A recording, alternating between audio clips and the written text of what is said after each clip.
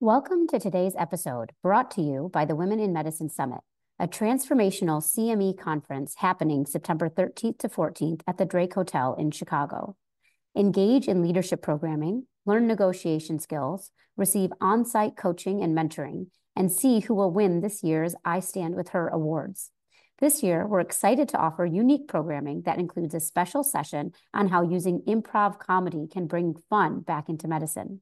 We also have financial sessions tailored to help you navigate the complexities of personal and professional finances.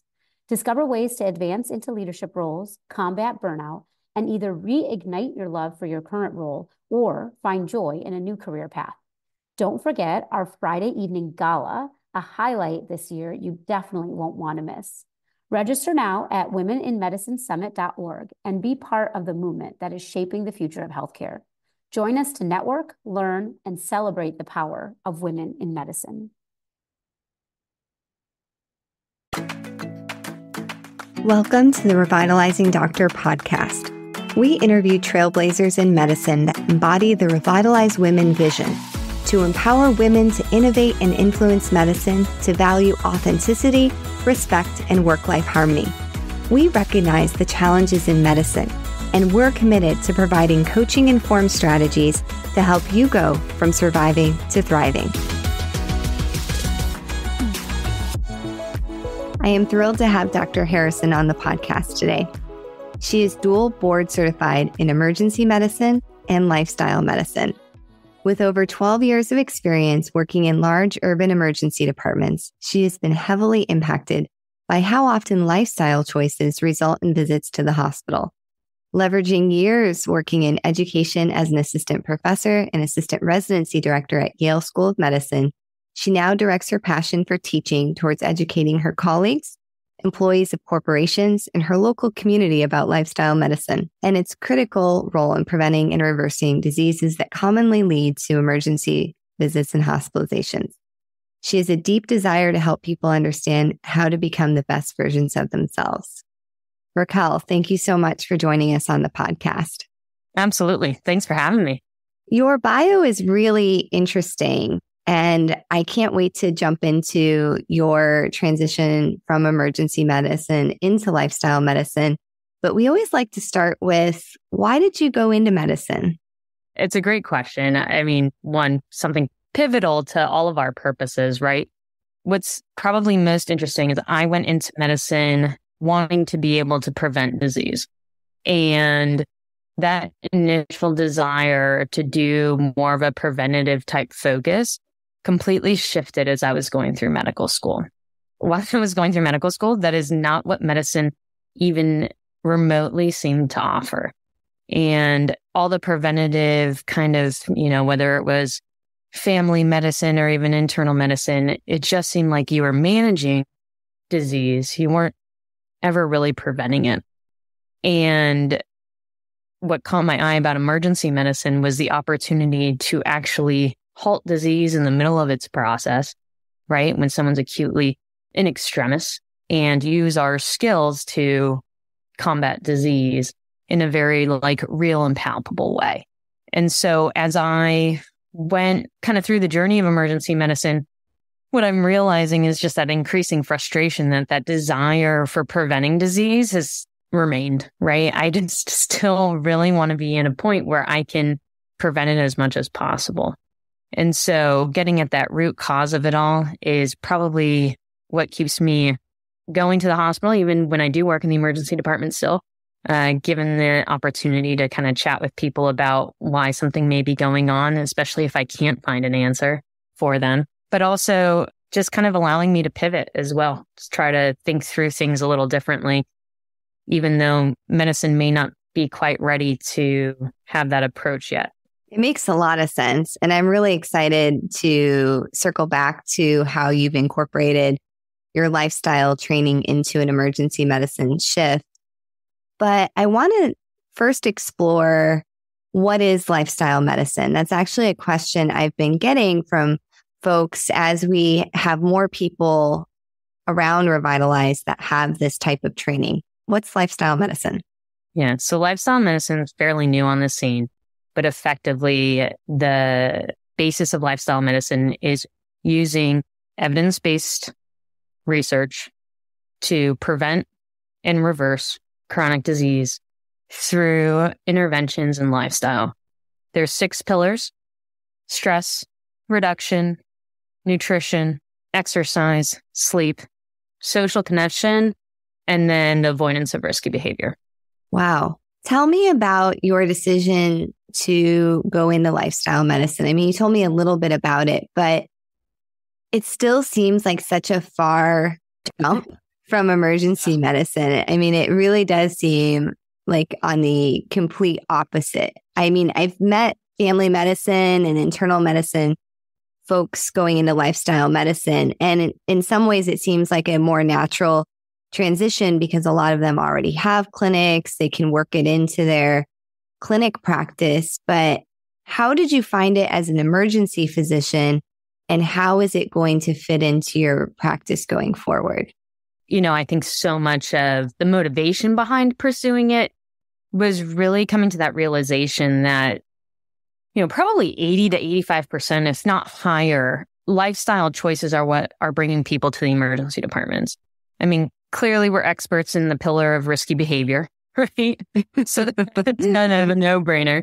But when you start talking about everything else, I mean, so much of what we see, whether it's cardiovascular disease or diabetes, so much of that is built up behind years of poor lifestyle decisions. And so, although it seems far off and on the other side of the spectrum, so much of working in the emergency department is seeing the effects of it, that's kind of my perspective on it and what's kind of shifted me. Now, in terms of applying it to emergency care, I remember going through residency, working 80 hours a week or whatever it was at that point in time, and having these conversations of, I didn't find anything, nothing's wrong with you that requires hospitalization. Go follow up with your primary care doctor.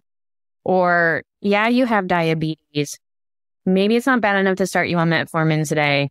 Or maybe I am starting you on metformin today, but regardless, go follow up with your primary care doctor.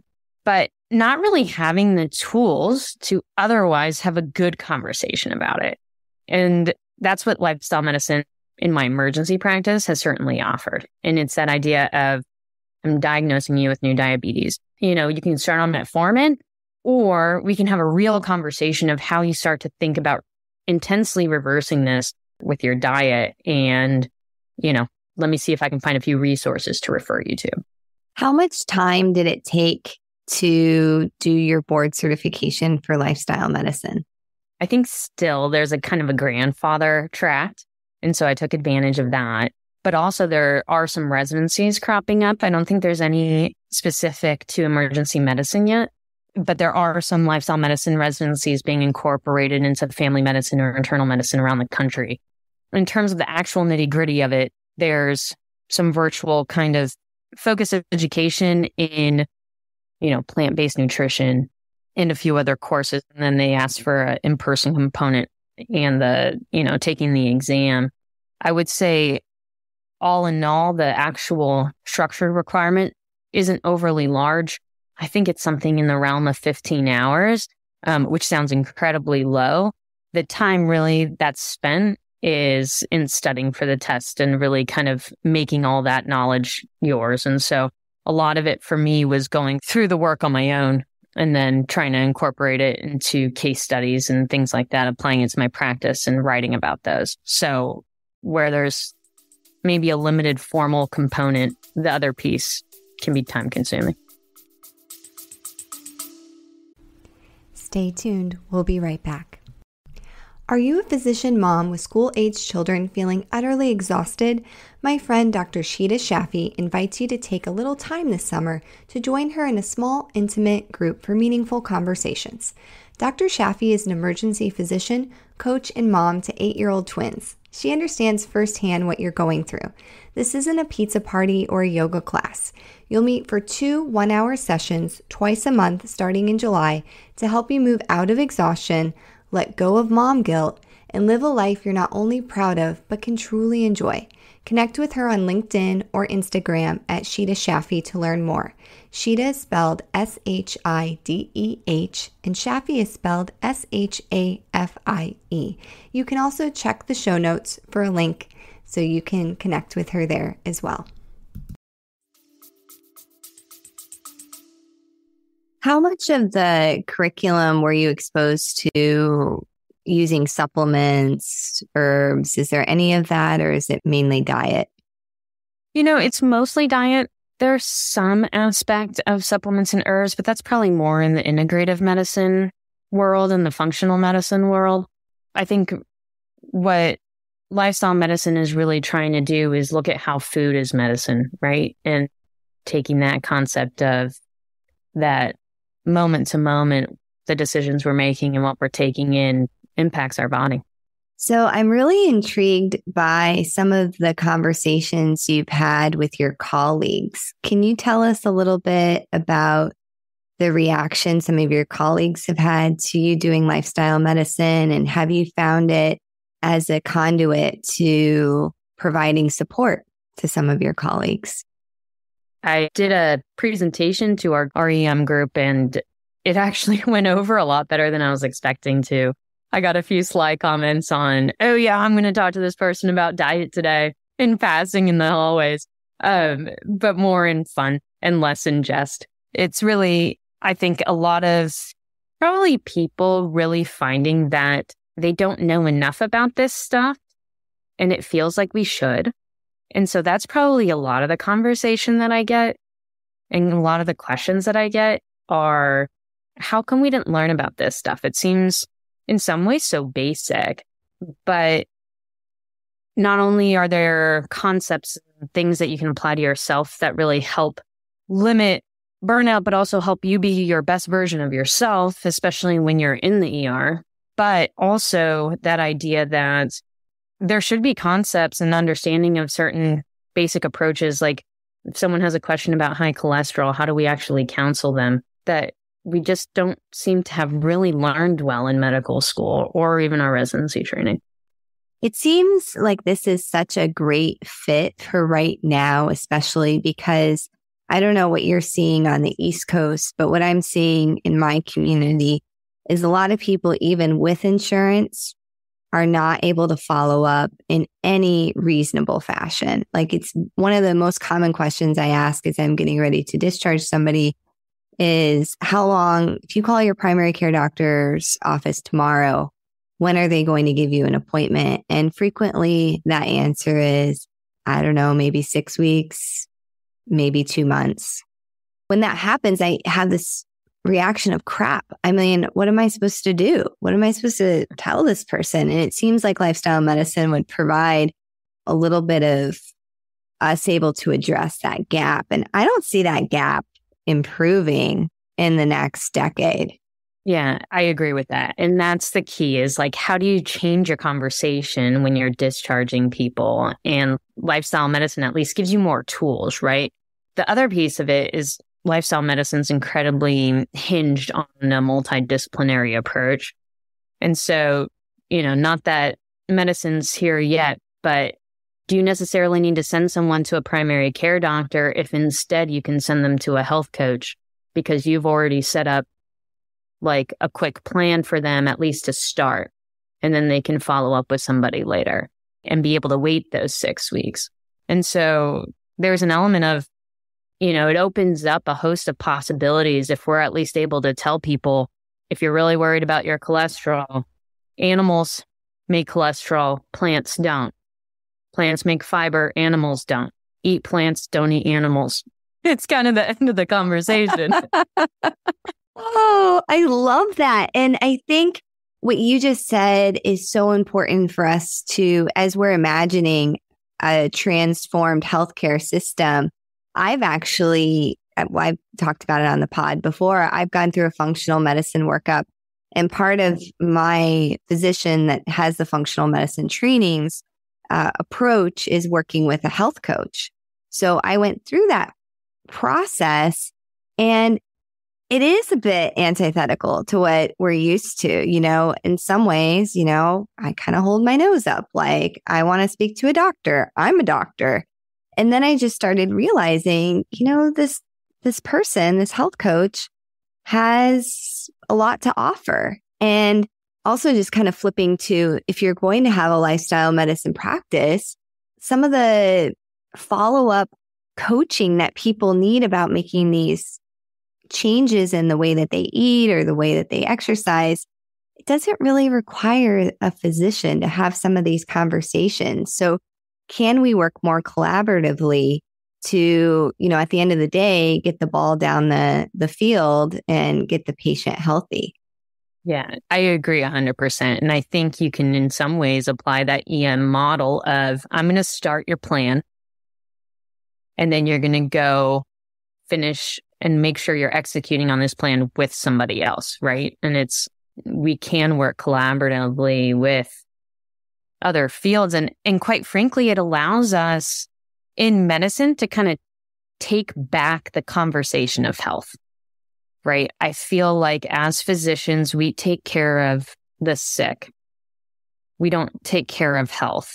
And we're the experts in the human body. We should be the ones doing that. But we can still work with other people to kind of accomplish all those goals, because obviously we've already proven that there's just too few physicians in the world, at least in the United States, right? Yeah, absolutely. Thank you for listening to The Revitalizing Doctor. We have an exclusive offer for our listeners. Get 20% off your Epocrates subscription. To redeem, go to the website epocrates.com and log in to your account. Click on the payment and subscription link to redeem the discount using code REVDOC20. That's all caps REVDOC20. This offer is good for new subscribers and cannot be applied to active Epocrates Plus subscriptions. Thank you for listening. Now back to the show. Well, I want to talk a little bit about your experience in the Revitalize Career Diversification Program. So that's a program that we offer about once a year with Revitalize. And, the idea behind it is a lot of people, a lot of physicians are looking to maybe do something different. I mean, for me, when I came to emergency medicine, I didn't think night shifts were going to be a problem. I didn't think I'd mind working on the weekends. And as I get older, my priorities are changing, and I'm not really sure how sustainable that's going to be 5 to 10 years from now. So that's been a big reason for me to diversify my career, just to give me more options. And, I also think emergency medicine has changed and it's gotten harder. It's not getting easier. So, I don't want to work a full EM schedule. So those were kind of the reasons behind me diversifying my career and kind of spurred us creating this program. But can you tell us a little bit about why you joined and what was helpful about the program? Absolutely. It's been an incredible journey with Revitalize. I think one of the biggest pieces was when I joined the group, I wasn't quite sure how this diversification piece was really going to take shape.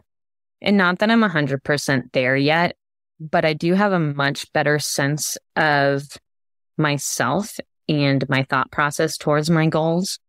The probably biggest piece of it was understanding that I'm not alone in my frustration with medicine as it currently stands. I don't necessarily want to lose my roots in emergency medicine, and why I'm grateful that I'm still in a situation where I can practice some. But that said, trying to create an alternative way to be an academic, no longer in academia, and educate as much as I can about the tools in lifestyle medicine, not only to other physicians, because I do think it very much helped me avoid burnout when I was kind of in the thick of things, but also start educating the public. And so what Revitalize really probably helped me understand is that I've always kind of seen myself as a clinician doing that one-on-one patient care.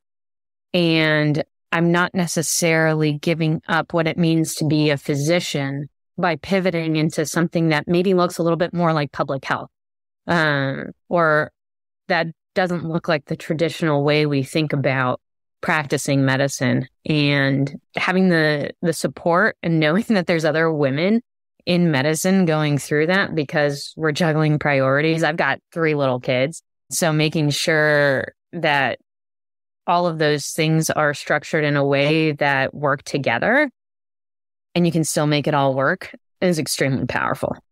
Oh, I'm so happy to hear that. And I just want to dig a little deeper, because what I love about Revitalize is I would have never imagined what you're trying to do right now, what you're building. I do think it's very original and innovative and a prime example of what we need in healthcare. So most of us, when we went to medical school, we thought we would be taking care of patients one-on-one. And so when I first heard that you were interested in lifestyle medicine and you had this board certification, my brain immediately went to, oh, so you'll open some type of practice, or maybe you'll have a telemedicine business that you're interfacing with patients one-on-one. But that's not really where you're going. So can you tell the audience a little bit more about what you're thinking? Sure. It's actually pretty fun. I've kind of taken that background in education and I'm trying to mold it into whoever's willing to let me talk. So I am working with a telehealth company. It's called Sumis. They do specialty consultations, but I do webinars for them on lifestyle medicine. They're kind of an HR benefit. So the population is like a very broad employee base. So mostly lay people who aren't in medicine, but have some kind of job. So it's a pretty broad audience, but it's really fun to do. I'm running a workshop series at my local library. I'm trying to kind of jump on whatever opportunities I can that allow me to kind of take that teaching background and apply it to lifestyle medicine. So whereas I do a couple of one-on-one consultations, that's not the bulk of what I'm hoping to do. I kind of want to be in a situation where I'm addressing groups, helping people think through things. So much of lifestyle medicine is personal. And so there's a little bit of a challenge in how do you relate really personal, moment to moment decision making to a big group. But that's kind of what I find fun about it, right? It's a little bit of that adult learner model. Having been in residency education, something I perseverated on for years, and addressing a bigger group. So a little bit of a fun take on it. I love that because, I think this unfortunately is such a new concept in America. Most of the patients that come to us, they're not thinking about what they're eating at all. It's just, can you give me another pill to fix this? So, you doing the work of going out into the community and just starting that change process of, these are people that don't even know what they don't know. So exposing them to this idea that, there's actually a good chance you could come off most of your medicines, if not all, right, through food.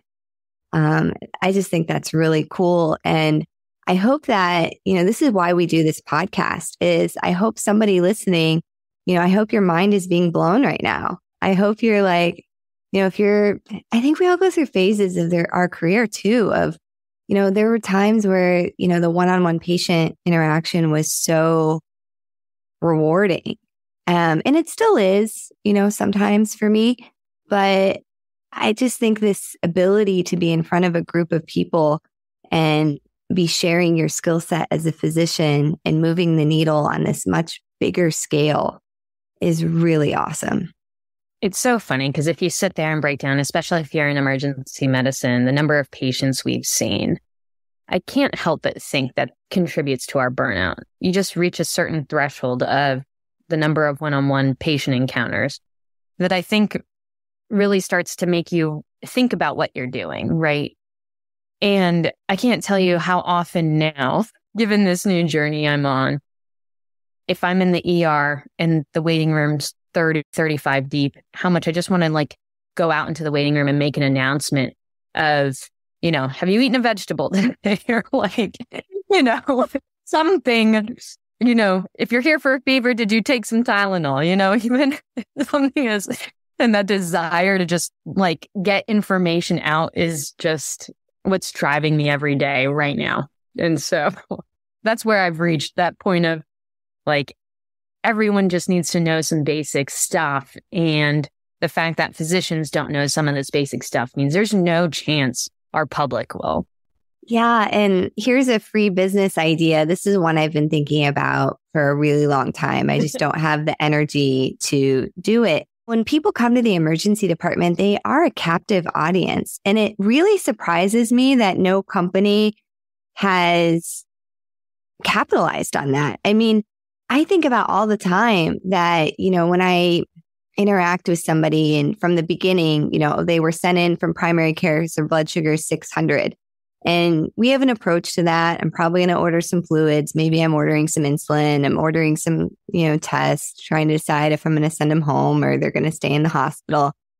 Why don't we have any programming for them to be listening to? And I mean, we don't have to force it on them, but like, hey, you're going to be here for like 4 hours. While you're here, here's a high quality video that explains what is going on. And here's, an actual good patient handout. And here's some links to some videos that if you forget because you're kind of sick right now, your blood sugar is sky high, you can come back and watch these later. Like, why doesn't that exist? I've had the same exact thoughts. And I've been thinking about it since I was in residency. And it's incredible. I mean, they just sit there and wait, and their family members just sit there and wait. And I couldn't agree more. Yeah. And maybe this AI revolution, it's coming. I mean, I'm just thinking like, there's so many opportunities. I mean, you could have even a chat bot messaging people after their ED visit of, have you checked your blood sugar? Have you ate a vegetable? Yeah. So that's where I get excited. I think the last few guests we've had on the podcast, we've gotten into this idea of, this is maybe where I get people a little bit upset, but stay with me, that there has been this learned helplessness among physicians in medicine. And when you look at the amount of training that we have, quite frankly, the amount of money that we make, we have a ton of agency. And a lot of us have relinquished that. And what I love listening to your story is you are harnessing agency and you're seeing a problem and you're coming up with creative solutions to change healthcare. And you're also, and maybe you can expound on this a little bit for the audience, you're also doing it in line with your boundaries because you have a family. You want to be there for your family. So really the revitalized formula, which you've enacted, is you've gotten clear on your values. You figured out where your pain points were. You're clear on your boundaries and your priorities, and then you're just moving forward. So maybe you could explain to the audience a little bit more about like what personally is important to you and how that's aligning with what you're doing right now as well. Absolutely. The boundary piece has been something that I've really struggled with, particularly probably being in academia, feeling like I could always do more because there was so much to be done. My family was probably the big reason that I decided I just needed to shift priorities. And I went part-time. And it's been over 3 years now. It was about 6 months before the pandemic hit. And it was really hard for me to like understand for myself. And I struggled with it tremendously, but I did it because I had 3 little girls who were now in school effectively full time. And if I worked a traditional EM schedule, I wasn't going to see them. It was almost as silly as it is. I mean, I have a 6, 7, and 8-year-old. So I felt like I was just constantly pregnant working in the emergency department. But it was almost easier working full time when I knew if I was home at 2 a.m, someone would need me. If I was home at 11 a.m., someone would need me. So working around the clock didn't seem to matter as much compared to when they started being in school.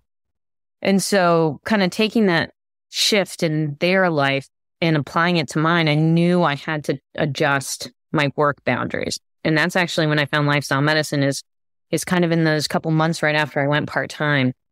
And I realized that it was something I could do while my kids were in school, but it was also something I could incorporate with my faith. My faith is a big piece for me. And I just finished a series on, stress and looking at the science of stress at our church. And that's like, kind of a totally random, but again, an opportunity to talk to people about the science behind a lot of this stuff and really dive into some evidence with, aligning with my priorities and the things I find important.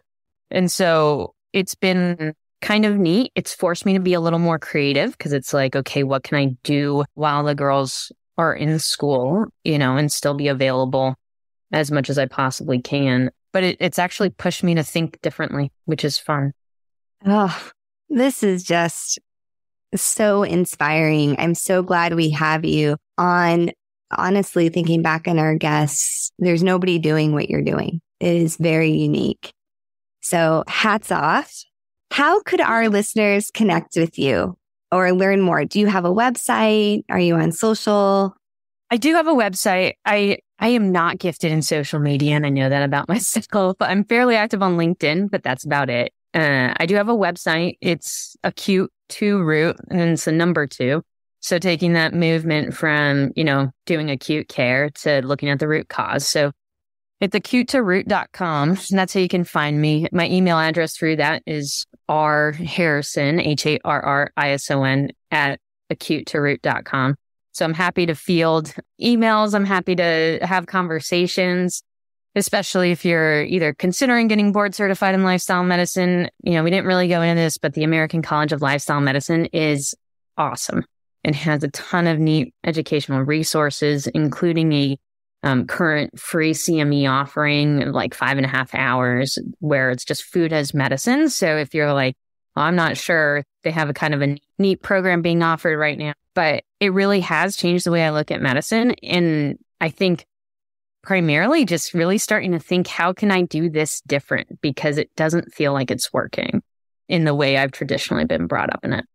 We always like to end with maybe there's an emergency physician or another physician driving to their shift today and they're gripping the steering wheel a little tighter. Maybe they're getting a little tightness in their chest because they're like, I'm tired right now and I don't know what to do. And, I can hear Raquel. She sounds happy. She sounds like she's finding her way. I don't even know where to start. What's one thing that you would tell that person? I think what made me really find at least that motivation to start the pivot was going back to those core values. And I think we actually did this exercise in Revitalize, but it's if you identify those things that are really important to you that you don't want to budge on, even if finances feel obstructive, there's a way to figure it out. I think that idea of being true to who you are and prioritizing those things that you really think are important. I was having a conversation with a colleague the other day who was asking about that prioritization piece of his kids. And as physicians, we can always work more later.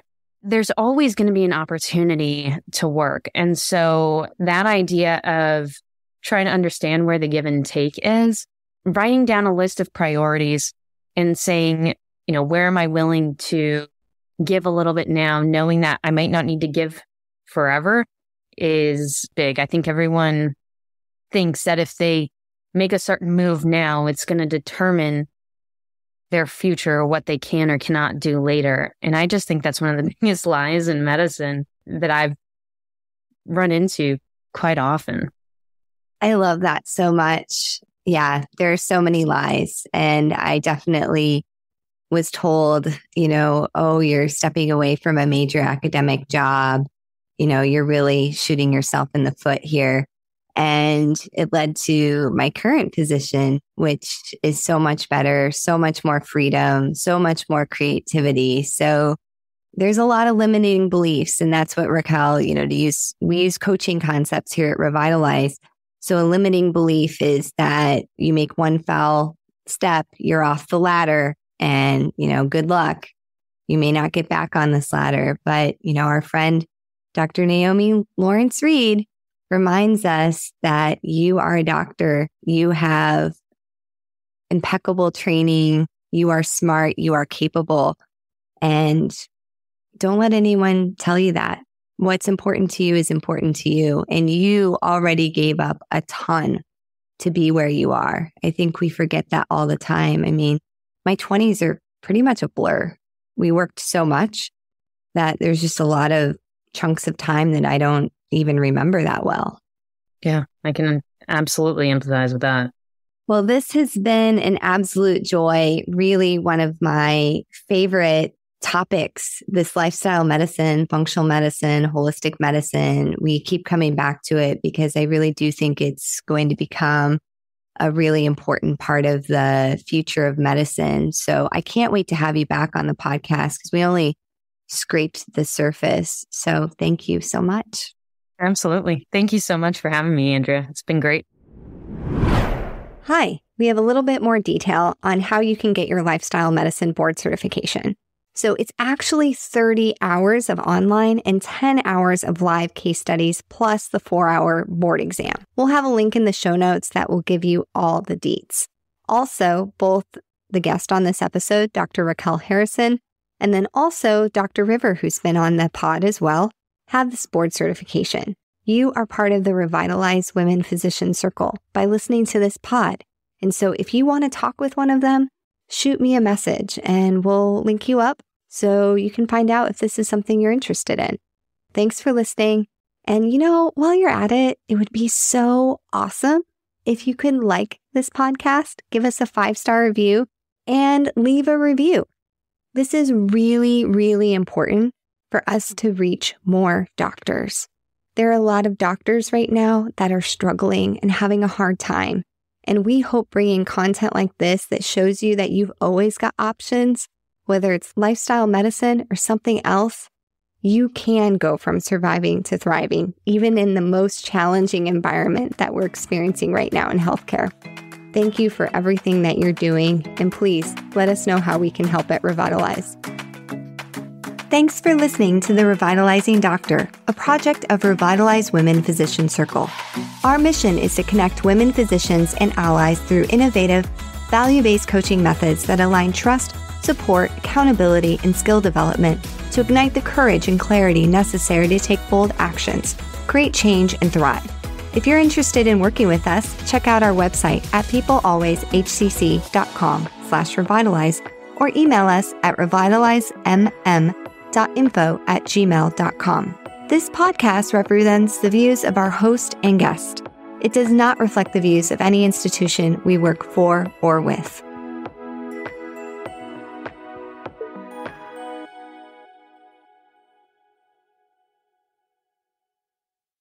Hi, it's Dr. Risa E. Lewis, dropping in to tell you about a book that Dr. Adara Landry and I wrote. It's called Microskills, Small Actions, Big Impact. It's a business self-help book coming in 2024 by HarperCollins. Pre-order now. Microskills, Small Actions, Big Impact, wherever you buy your books.